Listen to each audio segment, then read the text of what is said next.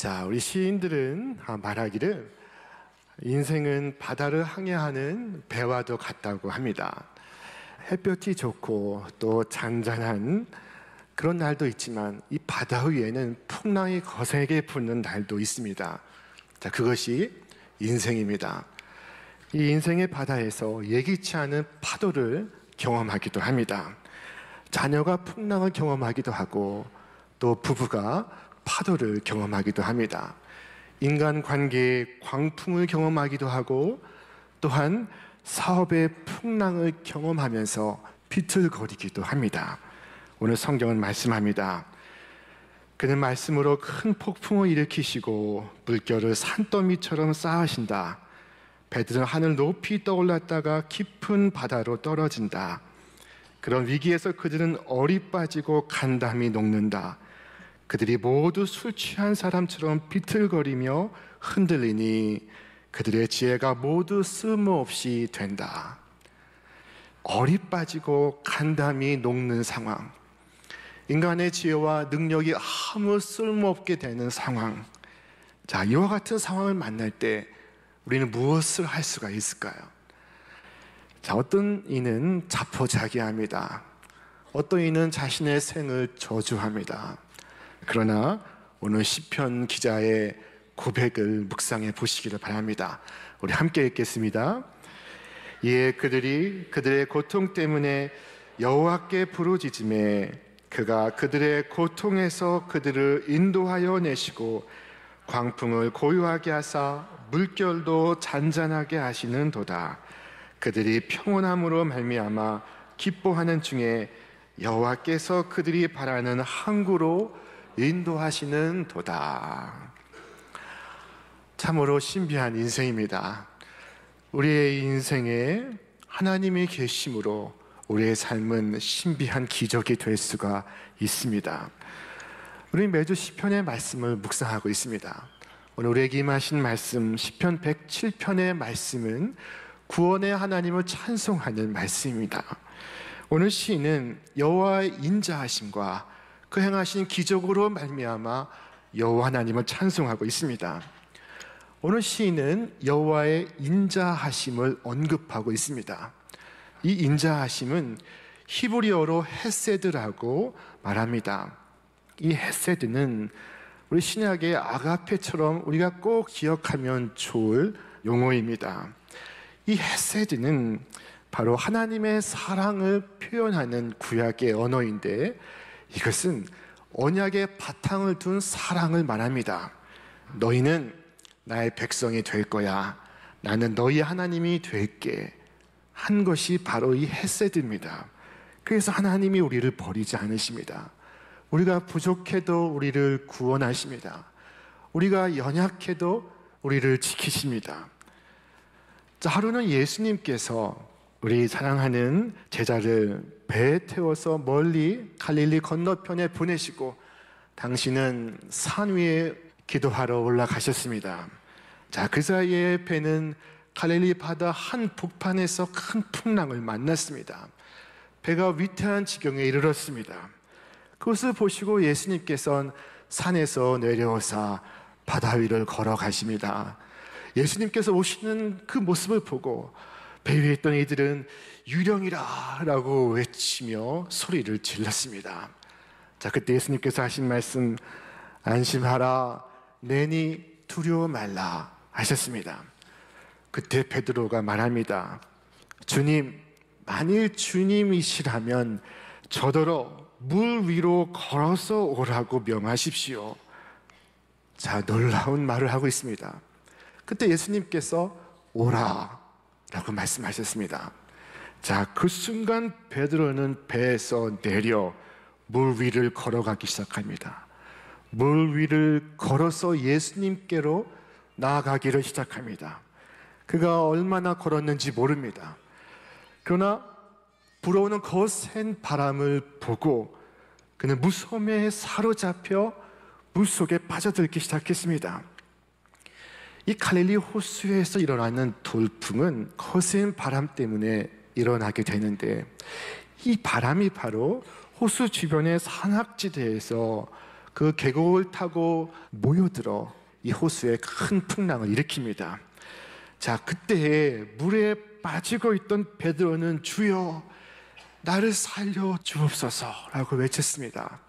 그때 예수님께서는 곧 손을 내밀어서 그를 붙잡고 말씀하십니다. 믿음이 적은 사람아 왜 의심을 하였느냐. 그리고 함께 배에 오르니 바람이 그칩니다. 그때 배 위에 있던 모든 사람들이 무릎을 꿇고 예수님을 찬미하며 말합니다. 주님, 주님은 참으로 하나님의 아들이시니이다. 자, 오늘 말씀 속에서 시인의 표현은 이것입니다. 여호와의 인자하심과 인생에게 행하신 기적으로 말미암아 그를 찬송할지로다. 자, 하나님을 찬송한 이 표현이 오늘 시편에서 4번이나 반복되고 있습니다. 8절과 15절과 21절과 오늘 우리의 본문 31절에서 똑같이 표현되고 있습니다. 오늘 시인은 바다에서 구원의 하나님을 노래하고 있습니다. 자, 여러분, 우리는 바다를 좋아합니다. 그래서 여름이 되면 바다로 또 수영장으로 피서를 갑니다. 자, 그러나 유대인들은 그렇지 않습니다. 유대인들은 바다를 좋아하지 않습니다. 유대인들에게 바다는 고통과 공포의 기억입니다. 이스라엘이 애굽을 나왔을 때 그들 앞을 가로막고 있었던 것은 바다였습니다. 홍해는 저들에게 절망이었고 두려움이었습니다. 이스라엘 예언자 요나는 큰 풍랑 가운데 바닷속에 빠지게 되었습니다. 바다는 공포의 세계요, 혼돈의 세계입니다. 자, 그런데 이 혼돈의 바다, 공포의 바다 위를 걷는 비법을 제가 소개하도록 하겠습니다. 언젠가 소개해드린 적이 있는데 이 여름을 맞아서 특별히 제가 다시 말씀드리겠습니다. 어떤 분은 한 발이 물에 빠지기 전에 빨리 다른 발을 내디디면 된다고 하시는데 여러분, 그게 쉬운 방법이 아닙니다. 성공하기가 어렵습니다. 자, 먼저 물결이 있는 바다 위를 걸으려면 첫째로 발이 배 밖으로 나와야 합니다. 간이 배 밖에 나오듯이 발이 배 밖에 나가야 됩니다.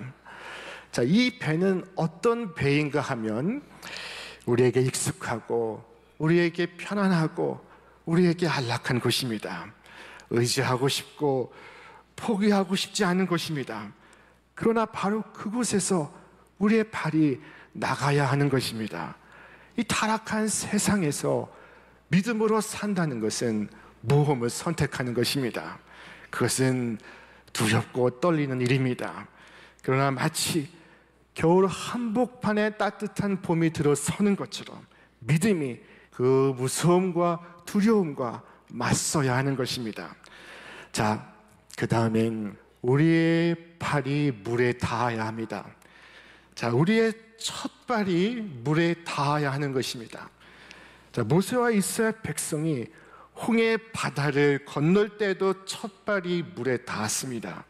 그 첫 발이 있었기 때문에 그들은 홍해를 건널 수가 있었습니다. 여호수아와 이스라엘 백성이 요단강을 건너 가나안에 들어갈 때도 요단강에 내딘 첫 발이 있었습니다. 그 첫 발이 있었다면 이제 마지막으로 해야 할 일은 주님만을 바라보고 똑바로 걸어가는 것입니다. 자, 주님만을 바라볼 때 주님의 은총이 땅의 중력보다 강하게 작용합니다. 프랑스의 유명한 사상가 시몬 베유라는 사람이 있습니다. 이 사람이 쓴 명저 가운데 중력과 은총이라는 제목의 책이 있습니다. 자, 시몬 베유는 이 세상에는 중력과 은총의 두 가지 힘이 있다고 말합니다.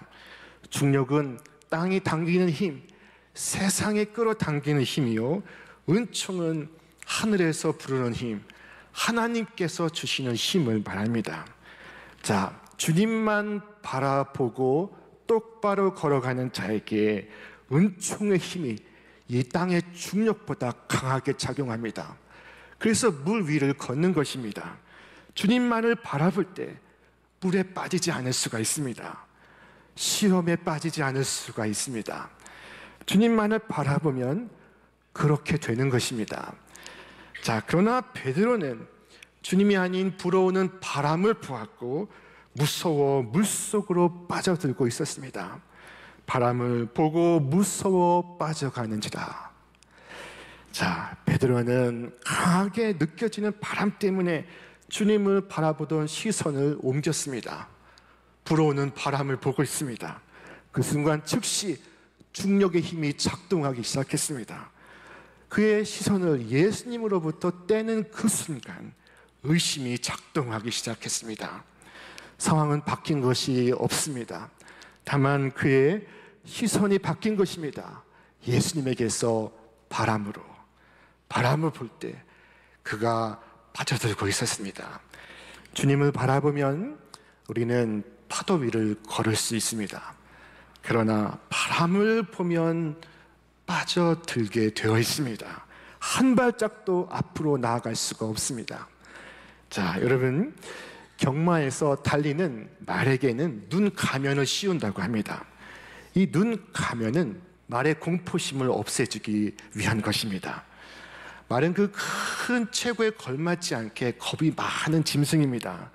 이 말의 눈은 돌출되었고 크고 둥글며 머리 양 옆에 있습니다. 그래서 고개를 돌리지 않아도 350도를 본다고 합니다. 그러나 문제는 이 말의 시력입니다. 말의 시력이 좋지가 않습니다. 사물을 인식할 때 모자이크처럼 인식한다고 합니다. 그래서 겁이 많은 것입니다. 자, 그때 말에게 사용되는 것이 눈 가면입니다. 눈 가면은 볼 수 있는 범위를 제한하고 앞만 보게 합니다. 앞만 바라보고 달려가게 합니다. 자, 여러분, 사방에서 풍랑이 불어올 때 오직 앞에 계신 주님만을 바라보시기를 바랍니다. 태권도를 배울 때처럼 우리의 바라보는 것에도 흰 띠가 있고 검은 띠가 있습니다. 불어오는 풍랑을 보고 내 마음도 함께 요동을 치는 것은 아직 흰 띠의 단계입니다. 자, 그러나 바람이 불든지 주님만을 바라보며 똑바로 걸어가는 것은 검은 띠의 단계에 이른 것입니다. 우리는 주님만을 바라보아야 합니다. 세상의 파도를 넘어서 인생의 항해를 계속해 나아갈 때 오직 우리 앞에 계신 주님만을 바라보시기를 바랍니다. 주님을 바라본다는 것은 바람이 불면 부는 대로, 보이면 보이는 대로 보는 것을 의미하는 것이 아닙니다. 우리가 무엇을 하든지 하나님의 은혜, 하나님의 능력, 하나님의 지혜의 차원에서 보는 것을 말합니다. 하나님의 영광을 보는 것입니다. 하나님의 섭리 안에 있는 나를 보게 되면 내 삶의 해석이 달라집니다. 자, 주님을 바라봐야 비로소 우리가 알게 되는 것이 있습니다. 그것은 고통스러운 일이 내게 있으나 그러나 그 속에서 하나님은 절묘한 능력과 지혜와 사랑으로 함께 하신다는 것을 알게 됩니다. 위기의 순간에 하나님의 손이 나와 함께하고 계심을 알게 됩니다. 지금도 그 하나님께서 나와 함께 하신다는 사실을 알게 됩니다. 주님을 바라봐야 비로소 알게 되는 것입니다. 주께서 나의 삶을 인도하시고 계심을 내가 비로소 믿을 수가 있습니다. 자, 여러분, 우리의 이 믿음은 의심과 반비례합니다. 자, 주님은 베드로에게 믿음이 적은 자여 왜 의심을 하였느냐 라고 말씀하셨습니다. 자, 믿음이 적어지면 의심이 커집니다. 그러나 믿음이 커지면 의심은 사라집니다. 자, 주님은 바람을 책망하신 것이 아니라 베드로의 적은 믿음을 언급하시고 있었습니다. 바람 때문이 아니었습니다.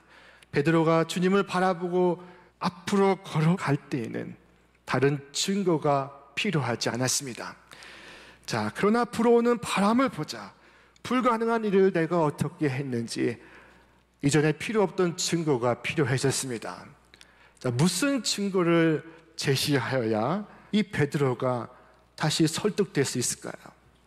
의심을 이겨내는 증거는 없습니다. 왜냐하면 의심이 모든 증거를 삼켜버리기 때문입니다. 믿음이 아닌 의심은 내 삶에 사건을 일으키고 사고를 유발합니다. 의심하여 물에 빠진 사람은 구조하는 사람조차 끌고 들어갑니다. 그래서 하는 수 없이 그가 힘이 다 빠질 때까지 기다려야 하는 것입니다. 하나님은 절망을 생각하고 어려움을 묵상하는 사람에게 복을 허락하지 않으십니다. 미국의 16대 대통령이었던 아브라함 링컨이 보던 성경책 속에는 유난히 때 묻은 손자국이 묻어있는 성경 구절이 있었습니다. 자, 일생 동안 그 손가락으로 짚어가면서 누르면서 읽었던 구절입니다. 우리 함께 읽겠습니다. 내가 여호와께 간구하매 내게 응답하시고 내 모든 두려움에서 나를 건지셨도다. 내가 여호와께 간구하매 내게 응답하시고. 자, 그 순간 우리 마음의 평안과 기쁨이 깃듭니다. 자, 그들이 평온함으로 말미암아 기뻐하는 중에 여호와께서 그들이 바라는 소원의 항구로 인도하시느니라. 자, 오늘 시인은 말합니다. 배들을 바다에 띄우며 큰 물에서 일을 하는 자는 여호와께서 행하신 일들과 그의 기이한 일들을 깊은 바다에서 보나니. 자, 바다에서 무엇을 보고 있다고 말하고 있습니까? 여호와 하나님의 행하심과 그 기적을 보고 있다고 말하고 있습니다. 자, 배를 타고 바다로 나가서 대양을 헤치며 장사를 하는 사람들이 하나님께서 하신 일을 보았고 깊은 바다에서 행하시는 기적을 보았다고 말씀하고 있습니다. 여러분, 장사하러 다니면서 큰 돈 버는 것으로 끝나지 아니하고 하나님께서 하신 일을 보았다니 그는 성공한 인생입니다. 우리 인생에 무엇을 하는가 하는 것도 중요하지만 우리의 행하는 그 일 속에서 우리는 무엇을 보느냐, 무엇을 보고 있는가 하는 것은 더욱 중요합니다. 오늘 시편의 시는 바다에서 인생을 볼 뿐만 아니라 인생을 주관하시고 인도하시는 하나님의 손길을 보고 있습니다. 자, 여러분, 인생에서 다만 불어오는 바람만을 보는 사람은 아직도 삶의 진실을 보지 못하는 것입니다. 자, 그러나 보이진 않아도 삶을 주관하시고 우리 가운데서 기이한 일을 행하시는 하나님의 손길을 볼 수 있다면, 우리 삶의 주인이신 하나님을 볼 수 있다면 삶의 진실을 본 것입니다. 여러분, 우리가 하는 일을 성실하게 하는 것도 중요하지만 주께서 우리의 눈을 열어 두시사 우리 일 속에서 우리 하나님을 볼 수 있기를 바랍니다. 오늘 바다는 우리에게 인생의 두 가지 경험을 주고 있습니다. 자, 하나는 광풍의 경험이고 또 하나는 평온의 경험입니다. 자, 우리는 사나운 경랑을 경험하는가 하면 때로는 동시에 평온한 바다를 경험하기도 합니다. 광풍이 있어서 우리는 기도합니다. 겸손히 하나님 앞에서 기도합니다.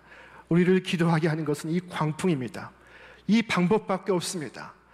우리가 매번 경험하고 있습니다.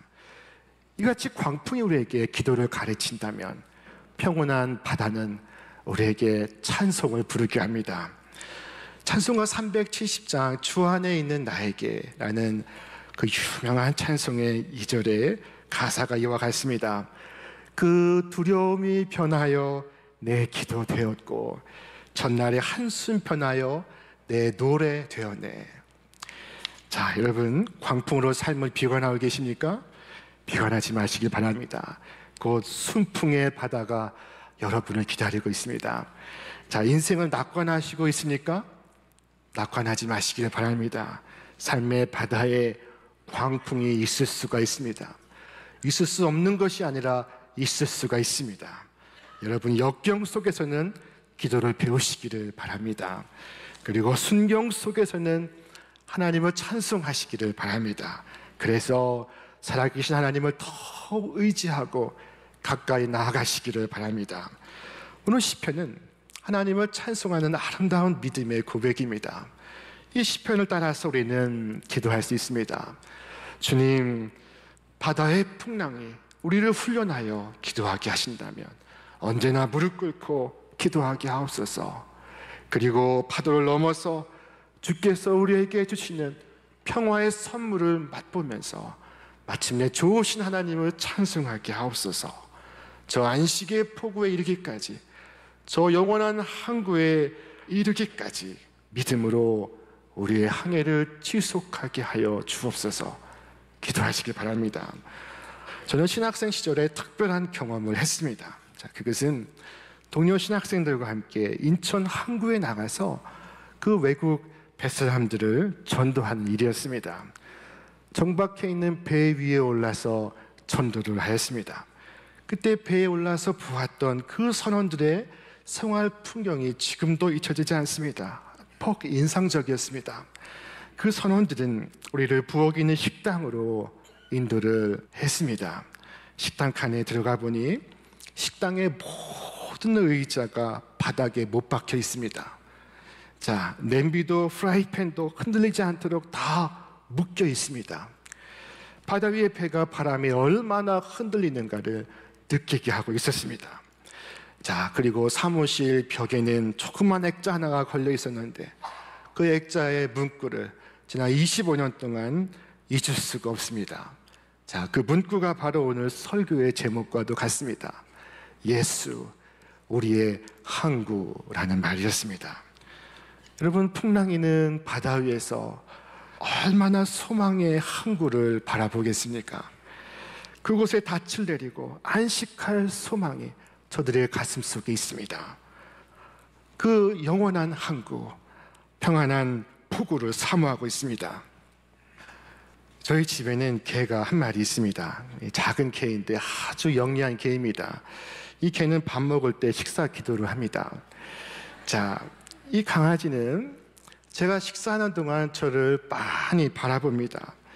저의 손이 컵으로 가면 개도 컵으로 시선을 옮기고, 저의 손이 접시로 가면 개도 접시로 시선을 옮깁니다. 제가 손을 빵으로 가져가고 입으로 가져가면 그에 따라서 개의 눈도 함께 움직입니다. 저의 행동 하나를 놓지 않으려고 그 눈을 옮기는 개에게서 저는 사모하는 것이 무엇인지를 깨닫게 되었습니다. 개가 저의 손을 쳐다보는 것처럼 우리가 하나님을 바라본다면 우리 하나님은 감동하실 것입니다. 오늘 내 삶에 아무리 광풍이 노도와 같이 불어올지라도 주님께 소망을 둔 사람은 낙담할 겨를이 없습니다. 마침내 안식의 포구에 이르기까지 풍랑 속에서도 앞으로 나아가게 될 것입니다. 베드로를 오라 부르신 주님, 그 주님께서 우리를 오라 부르십니다. 사망의 힘을 과시하는 이 세상 속에서 우리를 부르십니다. 성경을 말씀합니다. 하나님의 은사와 부르심에는 후회하심이 없느니라. 후회하심이 없느니라. 이 말씀엔 우리의 삶에 비록 어려움은 있으나 실패는 없다는 말씀입니다. 주님, 우리가 믿음으로 바다를 건넌 자가 되기를 원하십니다. 오직 주만 바라보고 똑바로 걸어가시기를 바랍니다. 나의 사는 날 동안 주님께 눈을 떼지 않으시기를 바랍니다. 우리의 도움이 어디에서 오는지 오늘 시인은 우리에게 말씀하고 있습니다. 함께 읽겠습니다. 내가 산을 향하여 눈을 들이라. 나의 도움이 어디서 올고 나의 도움은 천지를 지으신 여호와에게서로다. 나의 소망이, 오늘 우리 민족의 소망이 오직 하나님에게서 나옴을 기억하시기를 바랍니다. 그래서 이 비상한 때 오병이어의 기적을 행하시고 38년 된 병자를 일으키시고 죽은 자를 불러 세우시는 주님을 바라보며 인생의 바다를 믿음으로 항해 나가시는 여러분과 제가 되시기를 주님의 이름으로 축원합니다.